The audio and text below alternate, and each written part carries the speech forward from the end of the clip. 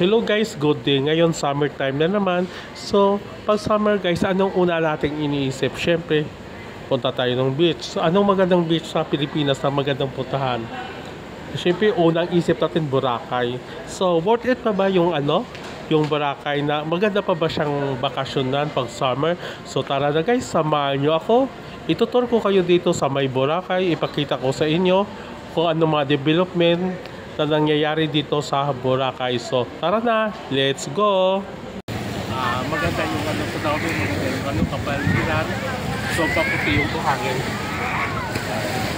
So, paputi, parang enjoy guys! Sa Boracay. Sarap. So guys, ang una kong itutur sa inyo yung beach dito sa may Boracay, yung yung sa station to. Tignan natin kung anong development dito sa station to. So ngayon guys, nakikita nyo naman guys, maraming naliligo. So ngayon guys, yung buhangin, yung dagat ay medyo maraming lumot. Kasi summer ngayon, ayan kita nyo naman guys, maraming lumot dito sa station to. Pero okay lang yan. Kasi may panahon talaga na pag summer talaga maraming lumot. So nagpapaputi yan ng buhangin guys yung lumot. Kaya wag tayong mag-alala. So natural lang yan dito sa may Boracay. Nagpapaputi yan ng buhangin. So tara na guys, ikot-ikot na tayo. Let's go!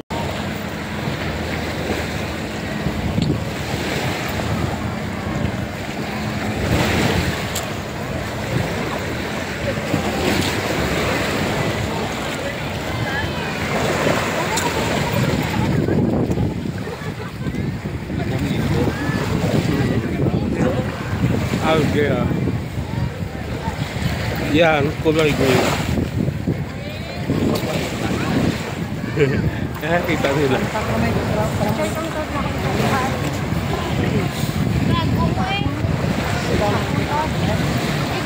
Nyog. Ayaw mo na dito? Oh? Ayaw mo na dito? Dapat benisan ko maganda tapos sa magluto. Ito. Philippines siya.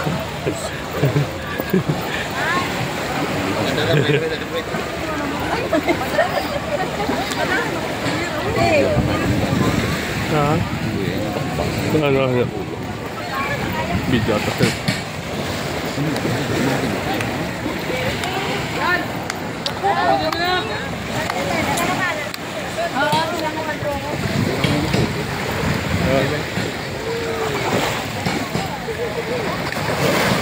Yan, may mga lumot.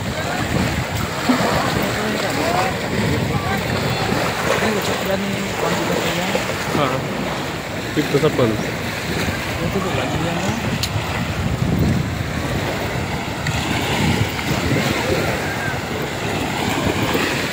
So may mga parte pala dito na sa Boracay na may mga lumot. Tapos doon naman sa kabila walang lumot. Kasi summer talagang lumalabas talaga yan siya. Alam nyo guys, yung lumot na yan guys, ayan ang nagpapaputi ng ng buhangin dito sa Boracay. Hindi yan purpose yan ng marumi. Kasi seasonal talaga yan. Every year talaga mayroon talagang lumot yung Boracay. Yan ang nagpapaputi ng buhangin. Katulad dito, ayan sobrang puti. Dahil yan sa guys sa lumot.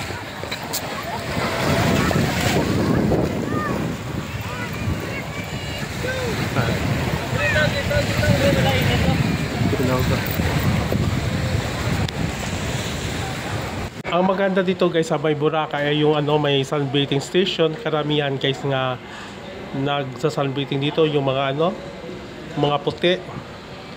So sila yung yung nagpapa-sunbathing talaga dito, yung mga turista, mga dayuhan. So enjoy guys, kita yun naman sobrang ganda pa rin ng Boracay. Sulit pa rin yung yung bakasyon namin dito sa Boracay. Yung guys, yung gala dito guys at saka yung enjoyment dito sa Boracay ay talagang sulit. Hindi ka manghihinayang sa sa pagpunta mo dito sa Boracay. Lalo na kung sa Maynila ka, diretso ka ng Boracay, yan, pabuka lang po ng ng ticket. At saka syempre kailangan din may hotel ka dito sa Boracay. Marami na mamumurahing hotel dito sa may Boracay, guys. Na pinaka dito ay 1,300 per night. Tapos may 1,500, may 2,000. So depende, guys. Maraming mahanap naman na matutuluyan dito sa may Boracay. Affordable prices naman, guys. So meron ding syempre yung mahaling hotel dito, marami din. So kung gusto mo naman makatipid, so maghanap ka na lang yung sa yung medyo malayo-layo sa dagat pero napakamura ka. Mura lang yung yung hotel doon. So yung sa amin ay 2,000 yung namin. Yung room namin, maganda na siya, malaki na. So worth it naman, guys. Kahit good for 3 days, okay na yan siya. So yan, guys, nakita nyo naman maraming gumagawa ng sandcastle dito. Yun sa mga pictorial, guys. Once, guys, na nagpa-picture tayo dito, guys, sa sandcastle na to, guys, ay wag po nating hawakan, kasi syempre pinaghirapan po ng taga Boracay dito na yung sandcastle nila, tapos wag po nating sisirain. So yan lang, guys. So yan, ikot-ikot pa tayo. Pakita ko pa sa inyo yung mga dito, yung mga magagandang tanawin dito sa may Boracay, lalo na dito sa may station to. Ito, guys, station to. So ayan, maganda yung pahingaan dito. Yan, pwede ka mag sunbathing, enjoy na enjoy, sulit talaga.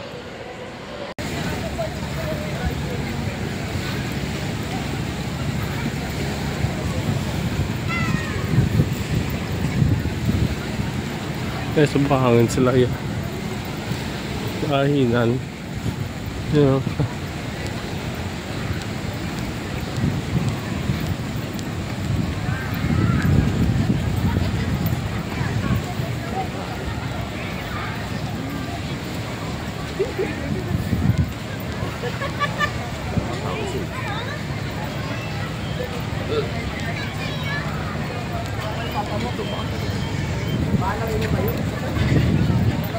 Ay, yung madre na.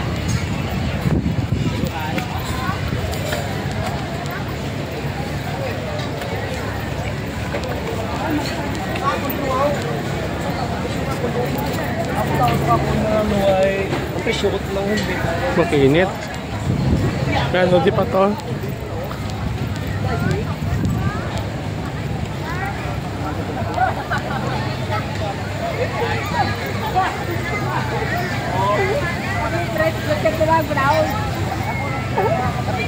Panambang na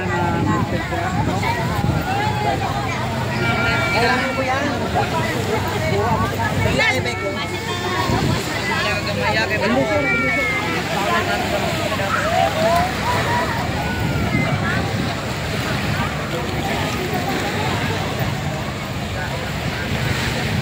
Ay, nakikita ko. Dito kaya tinagan. Ito.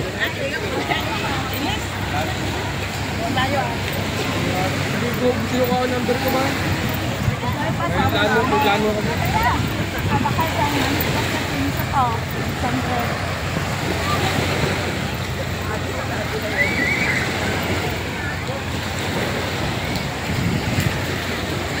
Hindi ka tayo gusto ko. Ito. Hindi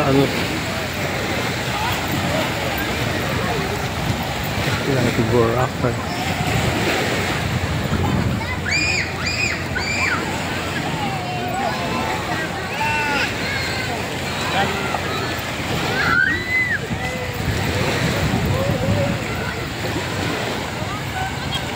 Ito sa Boracay.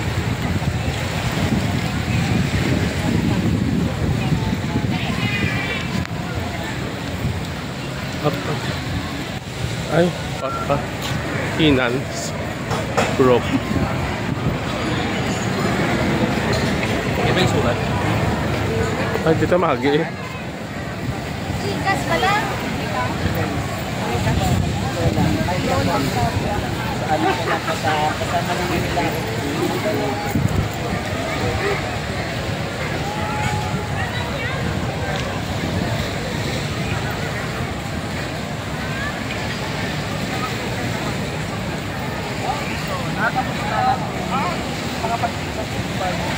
Buti mo ma'am, pag magkailang dating kayo, hindi po natin mapupuntahan yun. So, kailangan natin ng tulungan.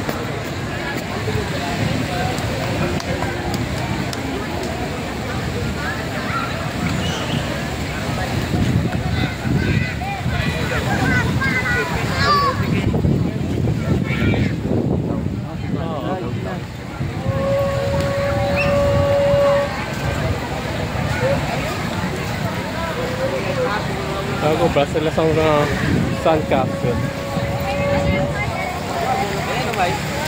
Sandcastle.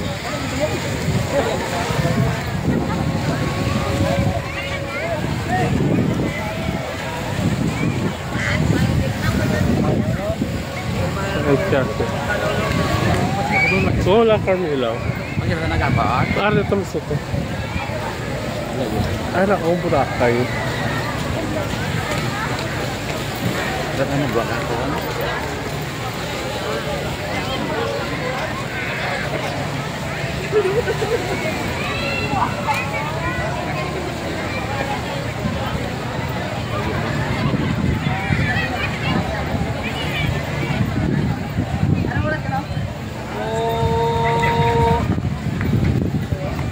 Ako. Ito, maraming bibilihan. Speedo. Chinelas, Adidas. Kaya kang bibilihan dito. Bibilihan o. Ano?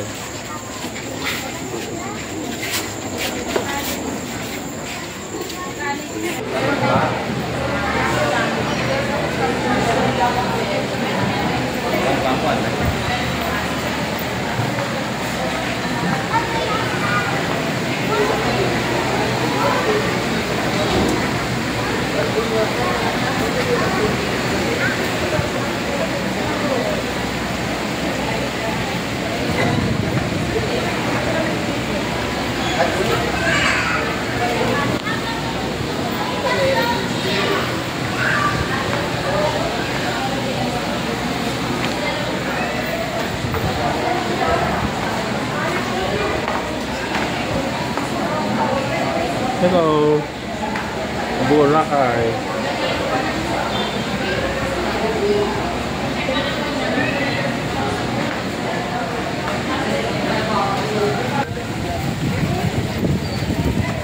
Carmela. Walking distance.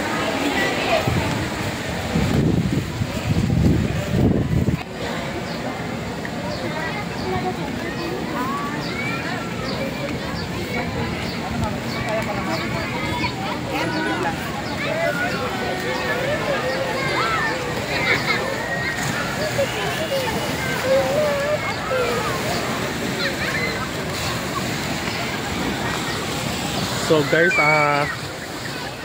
mamaya mag-lunch po kami sa La Carmela ng buffet, 295. Yung buffet nila for lunch. So hintay-hintay lang po kami ng saglit. So ikot-ikot na muna dito sa may beach.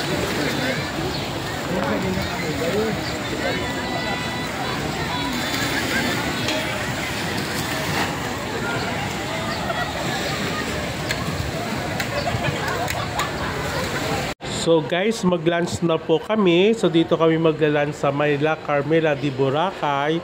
So yung buffet nila guys is 295. So medyo maaga po kami nagpa-book ng lunch namin. So diretso na po kami dito sa may sa may counter area at magbayad. So masasarap guys yung pagkain dito guys sa La Carmela. So pakita ko sa inyo guys kung yung mga pagkain nila dito sa may La Carmela.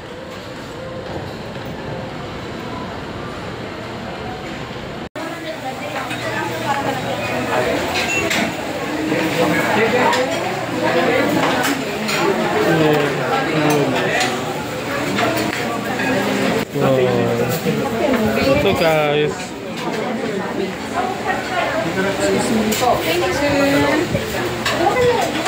Kain mo ang dalawa. Di card dito. Sinulit mo mangita na kalwa ka.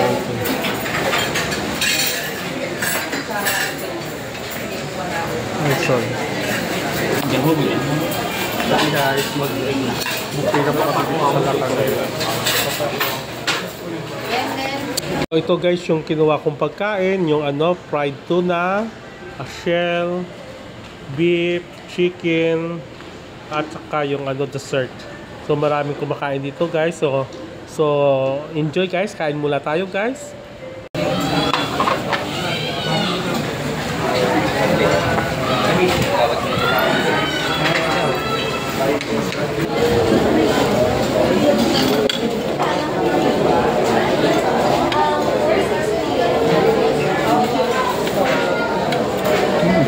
Sarap.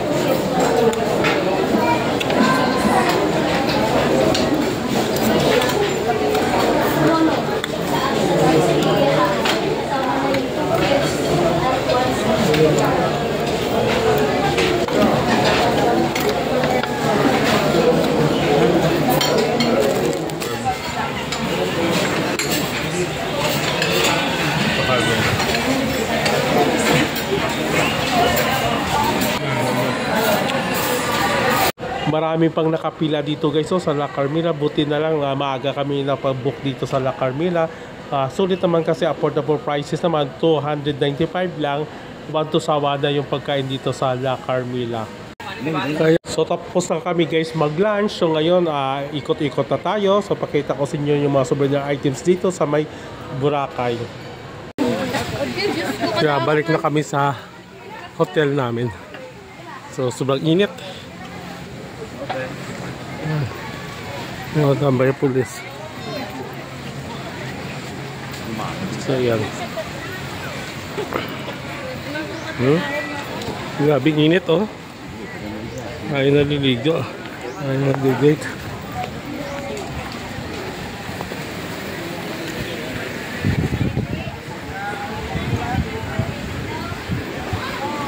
So busog na busog talaga. Enjoy yung second day namin dito sa Boracay.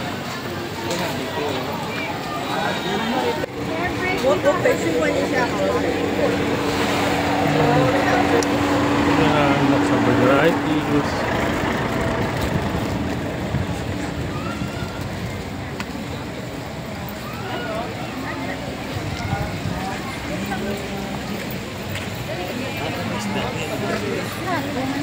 Ako to.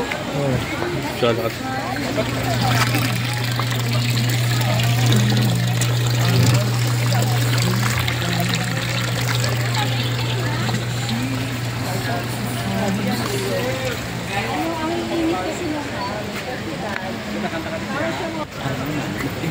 Sila video tas ang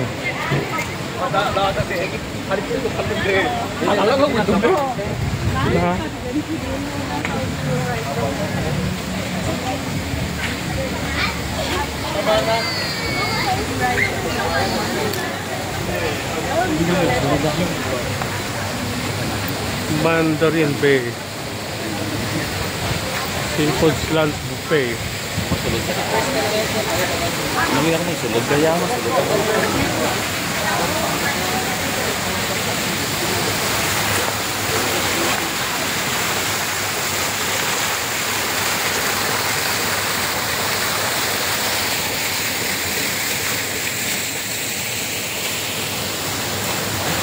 Tag 1-6.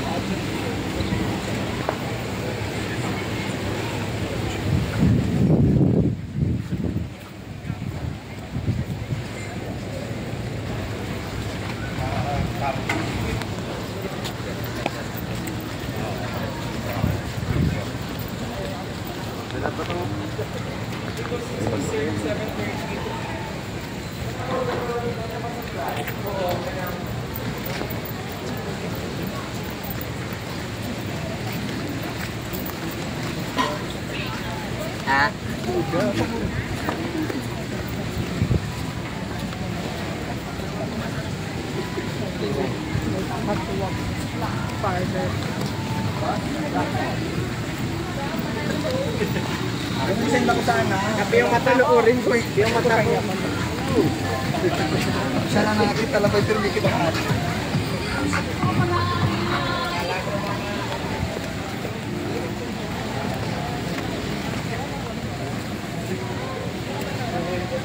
Puso pa ako ng 99.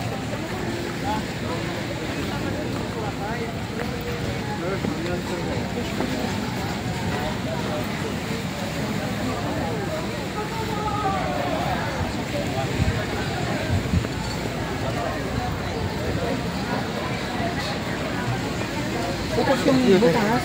Kabilaan mo ka. Ano na nyo?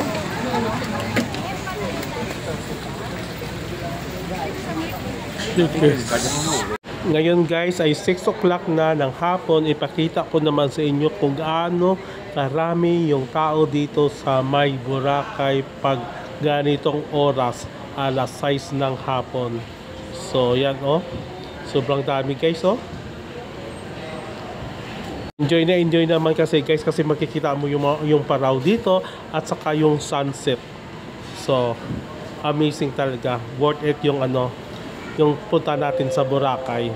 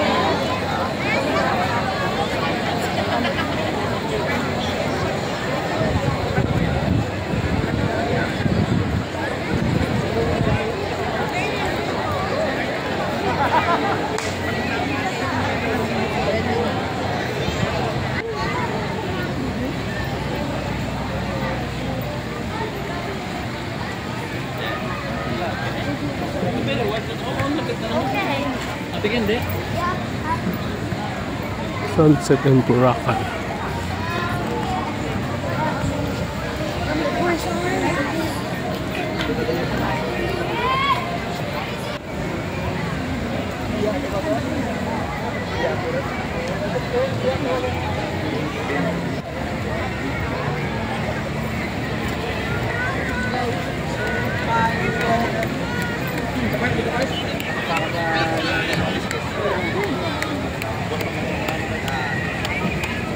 Ha? Daming bangka dyan. Kita nyo naman. Yan. Sobrang ganda dito sa Boracay. Enjoy talaga. Picture lang ko yan. So, ngayon guys, nandito tayo sa Mayhinan. So mag-buffet naman po tayo. So 6 o'clock na. So mag-ano po kami dito, mag-merienda sa Mayhinan. So mura lang naman yung pagkain dito. Worth it naman guys. Ang sasarap ng pagkain dito sa Mayhinan Buffet. Enjoy na enjoy talaga. Busog na busog kami.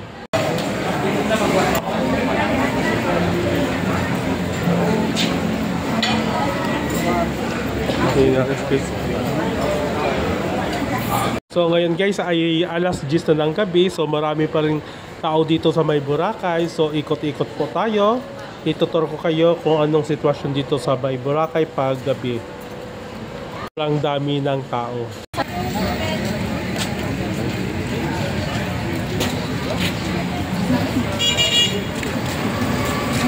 Ate mo.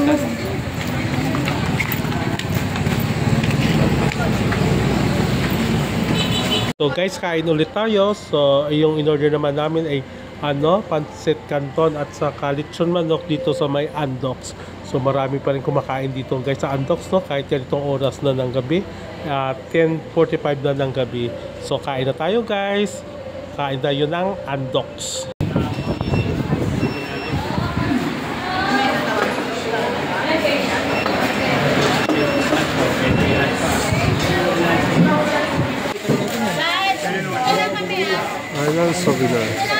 maganda dito guys sa may guys, sa may Boracay ay marami kang mabibiling mga dito, yung mga pagkain, tubig, grocery, tinapay, kahit guys dito sa may Boracay.